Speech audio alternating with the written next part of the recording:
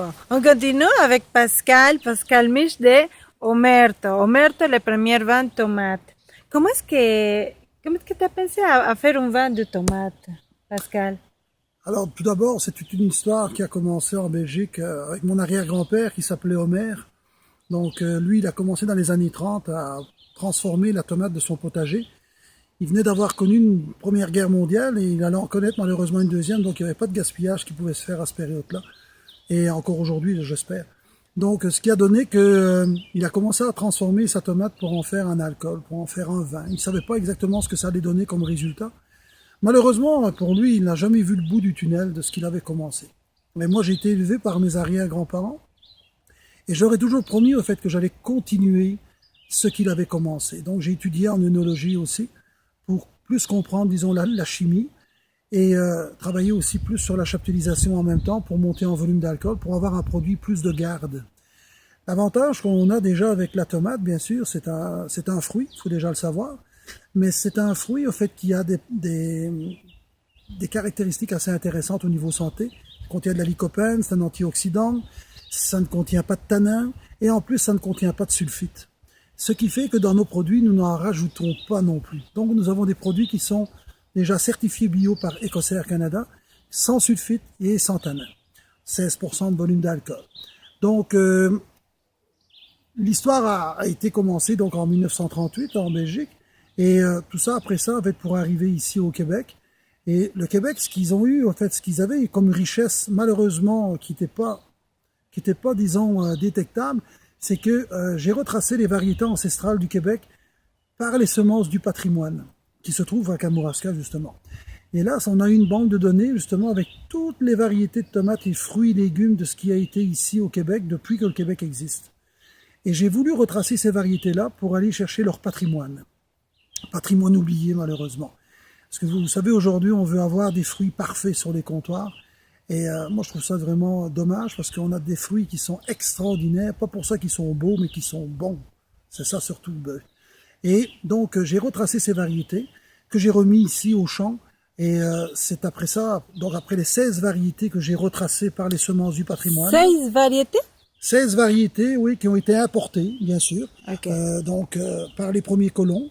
Et dans les 16 variétés que j'ai remis au champ ici, j'ai pu détecter les variétés qui étaient les plus intéressantes pour en faire une vinification. Ce qui a donné que j'ai retenu 6 variétés dans les 16 pour en faire justement une vinification intéressante parce que j'utilise 3 variétés pour faire notre sec et 3 autres variétés pour en faire notre moelleux. Donc en somme, c'est vraiment les variétés qui sont différentes, qui vont vous donner des arômes différents tout en vinifiant.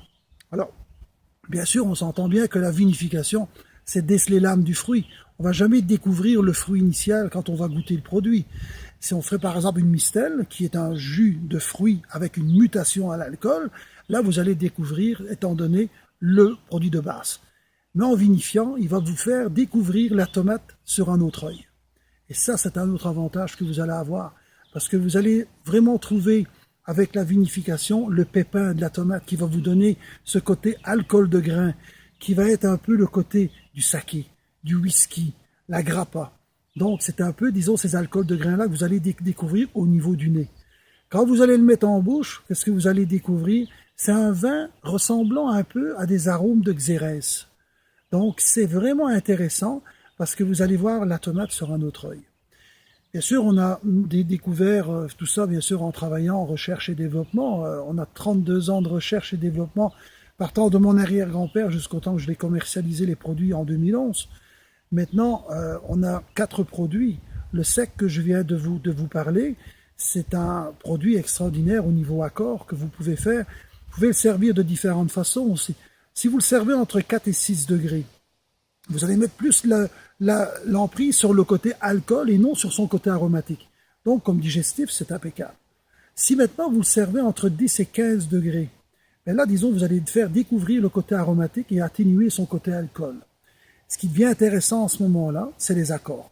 Les secs, je vous dirais d'aller avec tout ce qui est sushi, les poissons fumés, les poissons grillés. Alors, les fromages fondus, si vous aimez tout ce qui est raclette, fondue savoyarde, par exemple, allez-y, c'est vraiment extraordinaire. Maintenant, préférez des mets plus relevés avec aussi, parce que vous avez un produit qui a une très belle longueur en bouche, avec un côté corsé poivré. Donc allez-y avec tout ce qui est gingembre, curry, curcuma, cumin, mais indien, mais asiatique, mais thaï, mais mexicain. C'est extraordinaire au niveau épice que ce que vous allez ressentir. Je préférais maintenant un peu plus le côté dessert, chocolat noir, un bon 70%. Un côté amertume en bouche, ça va très très bien aller. Ou sinon avec le fruit, le petit fruit rouge, un peu plus le côté acidulé. Oui, mais tantôt tu as parlé de chaptalisation. Chaptalisation, c'est quoi? Alors, la chaptalisation, en fait, c'est rajouter un sucre pendant sa fermentation. D'abord, les intrants que l'on rajoute, bien sûr, sont toujours certifiés bio par Écossaire Canada. Donc, on fait une chaptalisation pour monter en volume d'alcool. C'est le sucre qui fait son alcool, en somme. Parce que si on ne ferait pas de chaptalisation, vous auriez un produit d'une année à l'autre qui pourrait différer, tout suivant, bien sûr, de la température que nous allons avoir, car nous avons quand même des changements climatiques, pour ceux et celles qui ne le savent pas, mais on l'a, on l'y vit, on l'a. Le sucre qu'il y a dans le fruit, c'est lui qui va déjà vous donner l'alcool du départ.